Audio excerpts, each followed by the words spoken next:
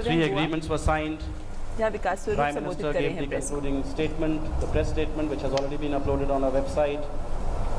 A Goa declaration has been adopted, as also a Goa action plan, which are both available on the website. So to brief you on this extremely significant 8th BRICS Summit, I have with me Secretary Economic Relations, Shri Amar Sinha, who, as you know, was also the Indian Sherpa for the BRICS. Prior to the BRICS Summit, Prime Minister also had two bilateral interactions today. He first met President Sri Sena of Sri Lanka, and thereafter he met Prime Minister Shering Tobgay of Bhutan.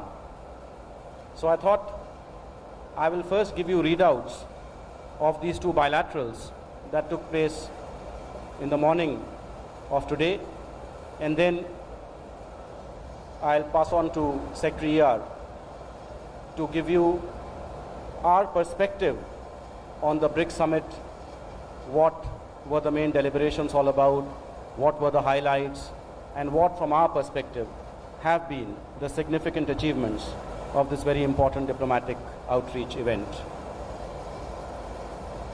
So the first meeting, as I said, that Prime Minister had this morning was with President Sri Sena of Sri Lanka. Prime Minister welcomed him to India. He thanked him for accepting the invitation to participate in the BRICS BIMSTEC outreach. He said the participation of all leaders of BIMSTEC will give new strength to BIMSTEC and to exploring synergies with the BRICS countries. The Sri Lankan president said he was very happy to be in India once again. He said this is another occasion when the bonds between India and Sri Lanka are further strengthened. He alluded to the long-standing relationship between the two countries. Thereafter, the two leaders reviewed the development, cooperation and partnership between India and Sri Lanka.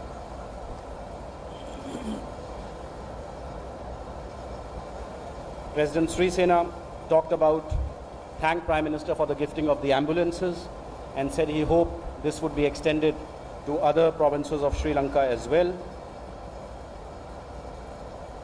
He briefed Prime Minister on the progress in the rehabilitation projects in the northern province. Thereafter, there was a discussion on the thorny issue of the fishermen. President Sri Sena said that he wanted a firm solution to the issue of the fishermen. Prime Minister agreed with him and said we must find a proper solution to this long festering issue. As you know, we have invited the Sri Lankan Fisheries Minister to India, and we hope that at that time the discussions would lead to some kind of mutually acceptable outcomes. Prime Minister briefed President Sri Sena on the Uri terrorist attack. He said that the support that Sri Lanka had provided to India, the grief of India that had been shared by Sri Lanka, by the government and the people of Sri Lanka, he expressed his gratitude for that. And he said that as a result of the solidarity that the countries in the region had shown after the Uri terrorist attack, a message had gone across that people in our region want peace, and they recognize that the biggest challenge to peace and prosperity is terrorism. The President of Sri Lanka said that Sri Lanka firmly opposed all forms and manifestation of terrorism. Thereafter, they reviewed bilateral cooperation in a whole host of areas, such as energy, health. This was in the context of the Hatton Hospital.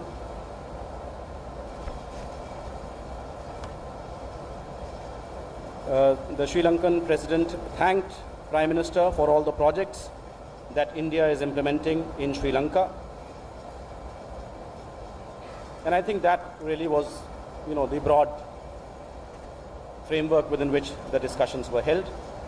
Turning now to the meeting with Prime Minister Tshering Tobgay of Bhutan.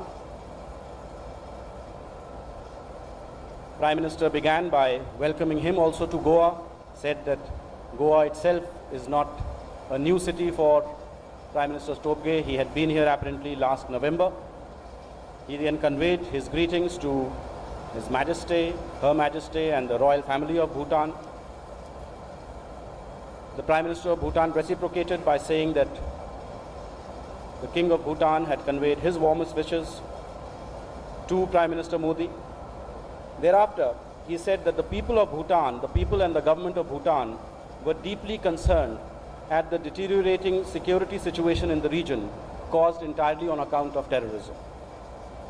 He said that terrorism in all its forms is unacceptable, but cross-border terrorism, and he specifically used the word cross-border terrorism, is truly the worst form of terrorism. He said that the whole region and the international community had stood with India in the aftermath of the Uri terrorist attack, and Bhutan stands shoulder to shoulder with India. In particular, he praised Prime Minister's leadership on this issue, both diplomatically and on the ground. He then conveyed his appreciation for Government of India's assistance, which is touching the lives of every Bhutanese. In this context, he referred to the 84 big projects that are being implemented with Indian assistance and the 595 small development projects, which he said had reached every village and town of Bhutan. He very fondly recalled Prime Minister's own visit to Bhutan and said that the people of Bhutan were deeply touched that Prime Minister Modi had chosen Bhutan to be the first country for an overseas trip after he became Prime Minister. He talked about 2 or 3 projects that had been announced during Prime Minister's visit. He said the e-library project is going very well and 72 schools had joined that project. He praised the initiative to double the number of Nehru Wangchuk scholarships, which had now enabled young Bhutanese to access some of the best educational institutions in India, and the foundation laying ceremony of the Kolangchu hydroelectric project, which is now being implemented as a joint venture.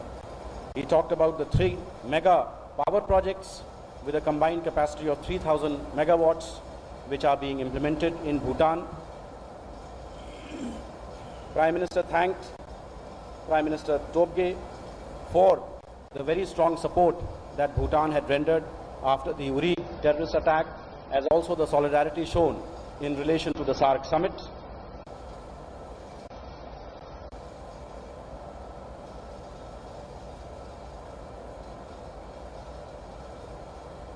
Prime Minister Tshering Tobgay said that the cooperation in the hydroelectric sector was very significant because it was also contributing to offsetting carbon dioxide emissions. There was done a discussion on the upcoming 50 years of diplomatic ties and ties of friendship between India and Bhutan, which is coming up in 2018, and he sought Prime Minister's advice and suggestions on how both countries could celebrate this momentous occasion in a befitting manner. So this then is the readout of the 2 meetings that Prime Minister had. After that, straight away, he went into the BRICS summit, the plenary, the informal meeting, the restricted meeting, the plenary, the BRICS Council meeting, and then followed by the BRICS plenary and the concluding statement. So to brief you on that now, I'll turn over to Secretary Shri Amar Sinha. Already on. Good evening. Well, thank you for being here. I'm surprised that all of you reached here before the Prime Minister, because we thought that all the roads were blocked. But as he has briefed, it started with the customary informal dinner yesterday, where all the BRICS leaders met. This was at the other hotel. And basically the main BRICS engagements were today, starting this morning. I could give you an overview of what was the general sentiment of the leaders. First, of course, that there was a convergence of view and all of them shared a common vision and wanted joint and creative actions to convert this common vision into reality. This was more or less the theme of what each leader stated. They also stated that our cooperation is substantial and substantive. It is multi-layered and multidisciplinary. Now this, of course, you will get a sense of it if you go through the declaration. It is over 87 paragraphs. It covers just about the entire range of issues that the world faces, whether it is global hotspots, terrorism, growing radicalization, challenges to continued economic growth. And in fact, one of few leaders accepted that what was the strength of BRICS at right now, even BRICS countries are facing certain challenges, basically because the low labor cost, high energy cost sort of model of growth was being questioned. So there is a need to reorient our own long-term growth policies. So that was also a key focus. The other great issue on which there were a lot of deliberation was how to do things which could lead to sort of changes in the global sort of governance structures, whether it is UN, whether it is the IMF, or think of different institutions. And as you know, our focus has been on institution building. So whether can we think of areas where we feel that there is not much will happen or change, or there's a need to have a BRICS institution. And some key institutions that we have been talking about, 2 or 3 have now sort of, we have agreed, a couple of them are work in progress. And one, of course, important element is this credit rating agency for the BRICS, which of course you would have seen the Business Council, the finance ministers, they have all recommended, and the leaders are also mainly convinced, but we couldn't sign the agreement right now because there was a need felt that perhaps the experts need to look at it more closely. The second financial idea is whether we could do trading in local currency. Now, BRICS Bank has made a start. It raised its first sort of capital in renminbi through renminbi bonds, and this is what Mr. Kamath also told the leaders, that this is what we are going to do more, because it de-risks the BRICS Bank from currency fluctuations. So for the loans that they give to members, they would raise funds in their local capital markets. In fact, at the Business Council, I think even our Vice President has said that we have to really look at trading in local currencies. And the estimates are that if you did that, your trade costs or transaction costs will come down minimum 6 to 2% is the range. The economists have sort of evaluated that that will be the benefit in trade. Then, of course, there was an issue of, yes, another key issue that we were pushing, and this, of course, we have pushed at both at G20 and in BRICS, and there is a paragraph included, is the issue of tax evasion, black money and corruption. Now, there are two issues. Tax evasion, because under the complex international tax sort of architecture, there are companies, especially MNCs and others, which have presence across borders. They end up paying no taxes anyway, and they shift their profits. So one of the key ideas is that the taxation, and the BRICS leaders have agreed that the taxation should happen at the point where the activity takes place, not where perhaps their registered headquarters are, or where their main subsidiary is, or the holding company is, because that is one way of sort of evading taxes, and there are companies which are not paying no taxes anywhere. So that is something we would like to capture in terms of generating the financing for development. And actually there are studies which have proven that this type of tax evasion far exceeds the developmental finance that developing countries get raised annually. And there are studies which have established this. So that is why this was the key thing. Second, of course, and this is a problem faced by all BRICS countries, that both people who are needed for corruption or white-collar crimes or tax evasion have fled. They have to be brought back. And along with that, the assets and the money that is parked in safe havens needs to be brought back. So tax evasion, black money, and people who are needed for corruption cases, etc. That was another key decision of the BRICS leaders, and all are agreed that we need to work and develop norms which could be accepted by others. BRICS leaders also did, of course, there was agreement that we are emerging as a strong voice on emerging challenges. And that, of course, as I'm sure all of you are interested, so terror, of course, was an important issue that was discussed. And the fact that it is important, and of course, terror challenges the very basis of the BRICS economies and their growth. It gets reflected in the declaration in a very substantive manner. Actually, I think we started with 8 paragraphs or something, and then we sort of merged it into 6 or 7. So that you will see. And it addresses every facet of terrorism, whether it is the radicalization process itself, the process of recruitment, including use of social networks or social media, then the fact that training camps and their facilities, there's an obligation on the states to dismantle those. Then there is responsibility of states that their territories are not used for terror activities. So all these key ideas on terror, including cutting down their funding, their weapon supplies, etc., it has all been captured in these 4 paragraphs. I would urge that please go through it carefully. In the economic and finance segments, of course, also there were some very key ideas, which if you want I can go through, run down this sort of huge 87 paragraph declaration that we have got. No? So I won't. Good. So that's your homework. You can read it at home. But another paragraph I'd like to draw your attention is, say, paragraph 54, which deals with nuclear energy. Now, of course, many of you, at the back of your mind, I know your question you have. But what it recognizes here, that nuclear energy will continue to play a significant role for some of the BRICS countries in meeting their 2015 Paris Climate Change Agreement. That is idea number 1. Idea number 2 is that we also underline the importance of predictability in accessing technology and finance for expansion of civil nuclear energy capacity. Now, I have highlighted this for the same reason that these are the 2 ideas which has been guiding India's position. And so that has been captured here. So do have a look at that.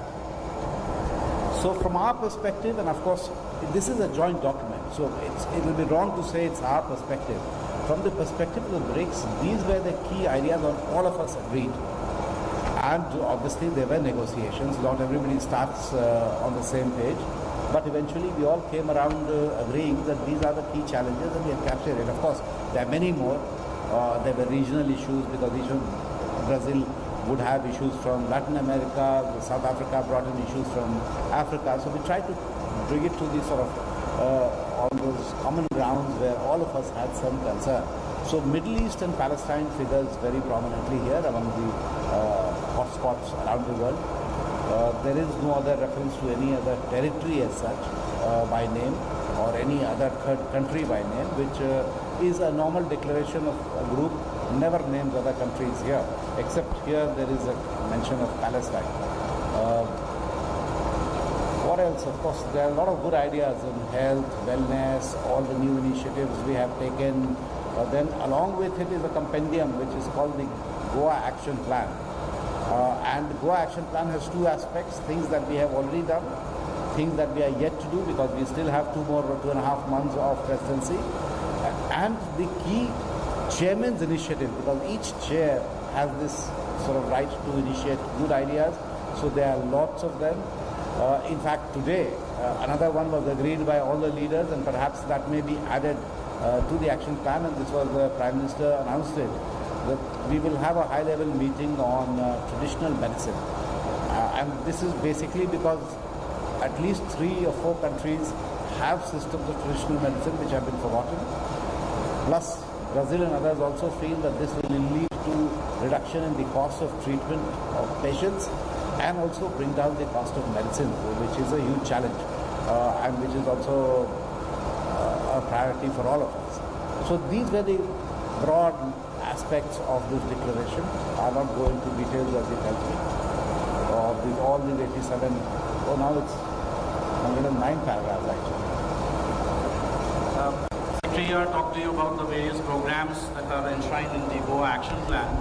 One very important activity is going to take place in Delhi on the 18th. It's called the BRICS Media Forum that is being organized by XP Division. And this is my personal invitation to each and every one of you. Please come participate in that. Generally you do these things before a summit, but we are doing it after the summit, so it's a good opportunity to reflect on what the outcomes of the summit were and how media can contribute in broad-basing the objectives and ideals of BRICS, how the media can contribute to greater people-to-people contacts, and more importantly, how the media can itself forge very productive partnerships among the BRICS countries. So these will be the subjects of the BRICS Media Forum, which is taking place on the 18th of October in New Delhi at the Jawaharlal Nehru Bhavan. All of you are cordially invited. With that, the floor is now open to questions. Sachin. Since the Prime Minister has specifically mentioned cross-border terrorism and also said how fighting cross-border terrorism is going to be a key priority area for BRICS, I was wondering if you could talk to us, if you could tell us if we at any point of time, during the deliberations insist on including cross-border terrorism in the declaration. Thank you. I couldn't hear your Pratik, question at all. isko shut off karo. Please, can we? Yeah, we can't hear you at all.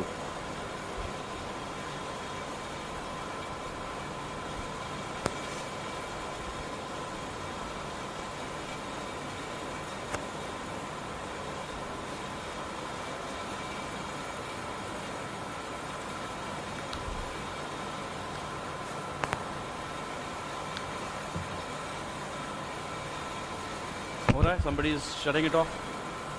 Yeah, because the noise is just too much. We can't.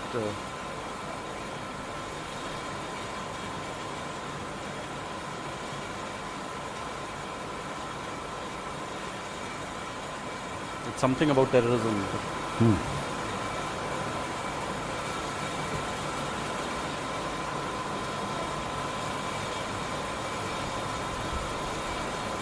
Try again, hold the mic closer to your face. Sir, I was just trying to ask you if at any point of time during the deliberations for the Goa declaration, we insisted on including cross-border terrorism in the declaration, also considering the Prime Minister specifically mentioned the issue today and said that it was going to be a key priority area for BRICS. Thanks. If you are looking for specifically the word cross-border, I don't think it appears that way. You'll not find if you did a search of word. But look at the ideas, and then I'll tell you what it means. See, its first thing that it accepts is that there is no justification for any terror activity, and that includes, besides religious, ethnic, racial, also political. That there is no political justification for terror. Second, of course, it talks about that weapons of mass destruction, nations are obliged that, or they should actually have a framework that weapons of mass destruction should not fall in the hands of terrorists.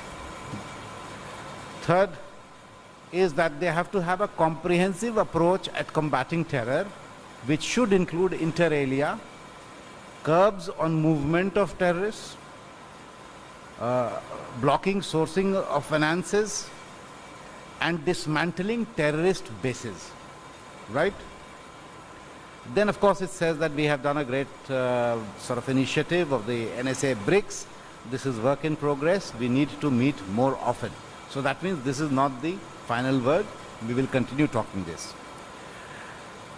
Then it also very sort of pointedly says that we recall the responsibility of all states to prevent terrorist actions from their territories. Right? And now, if you, the sum total of this is, obviously, we are not preaching to countries that please don't self-implode or do self-goal. If there are terrorist organizations in your territory and they are only affecting you, I guess it is your national duty to tackle them in any case. So if the world or the BRICS and others are telling these unnamed countries that you have to control this, I think the message is very clear. So you really don't have to spell out everything. No, you have to see what is the underlying thrust of the paragraph. Correct. Parikshit. In those restricted meetings that took place earlier in the day, which were the terror groups that all the BRICS nations were most concerned about? And did they also express a lot of concern about terror emanating from Pakistan? Was that specifically raised by other nations? You're talking about the BRICS the restricted session. Yeah. Well, see, the entire thing of Pakistan-based terrorist groups and cross-border terror, we are the victims.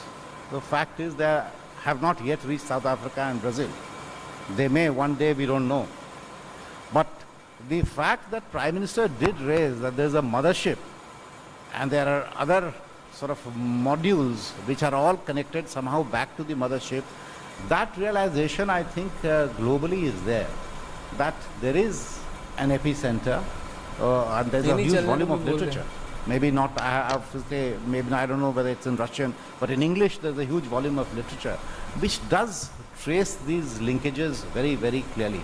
Whether it is Al-Qaeda, Al-Qaeda's linkages with IS, then the linkages between Al-Qaeda backwards to Taliban, to TTP and all that. So that I don't have to go into that.